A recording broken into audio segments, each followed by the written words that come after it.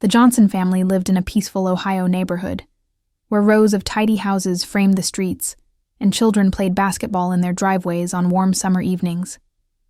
Michael Johnson, a dedicated accountant in his late 40s, took great pride in raising his children with discipline, respect, and firm family values. His wife, Emily, a compassionate school counselor, believed deeply in kindness and emotional honesty. Together they had 2 children, Sarah, 22, finishing her last year of college, and James, 17, navigating the unpredictable years of high school. From the outside, the Johnsons looked like the picture of a perfect American family.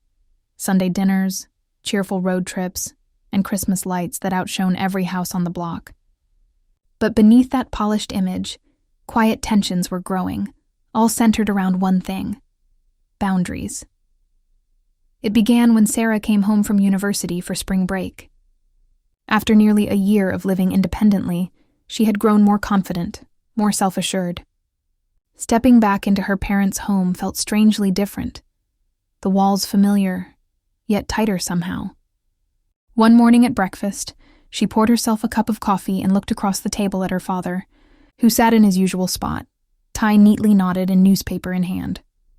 "Dad," she said carefully, "I'd like to talk to you about something important while I'm home." Michael lowered the paper and glanced at her.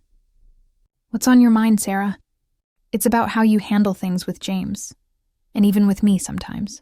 I feel like your rules are too strict. You don't give us enough space to make our own decisions." Michael frowned. "I've always done what's best for both of you. Rules are what keep this family together. Without them, where would we be?" "Sometimes your rules feel more like walls," Sarah said softly. Emily reached over and gently placed her hand on Sarah's, encouraging her to continue. James, still half asleep, suddenly perked up when he realized he was part of the conversation. "Yeah, Dad," he muttered. "Like yesterday, when I went out with my friends, you made me check in every hour. Nobody else's parents do that." Michael folded the paper with a sigh. "It's not about what other parents do.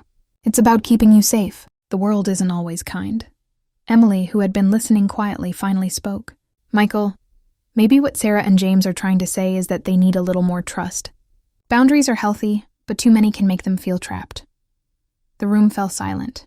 The only sound was the soft ticking of the wall clock. And in that silence, it was clear this conversation was just the beginning of something deeper. Later that afternoon, Sarah and Emily went for a walk through the neighborhood. The trees were beginning to bloom, early signs of spring brightening the air. Sarah slipped her hands into her hoodie pocket and glanced at her mother.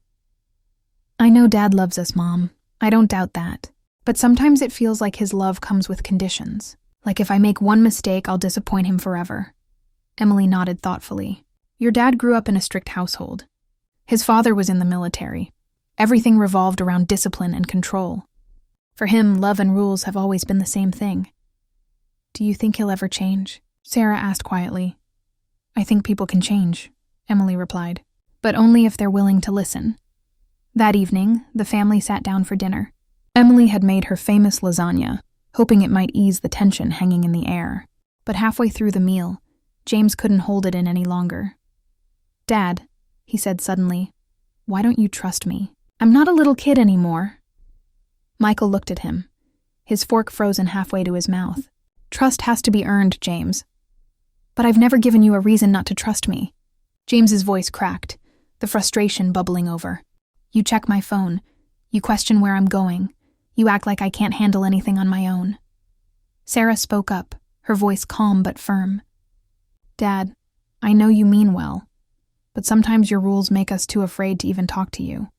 "That's not what trust feels like." Michael's jaw tightened. "So you both think I'm the bad guy now? That everything I've done to protect this family is wrong?" Emily placed a gentle hand on his arm. "No one's calling you the bad guy. We're saying we need balance. Boundaries should protect, not suffocate. Our kids are growing up, and part of loving them is letting them learn, even if it means they make mistakes." Michael didn't answer right away.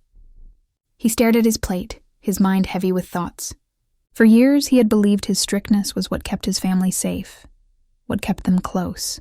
But now, seeing the pain in his children's eyes, he wasn't so sure anymore.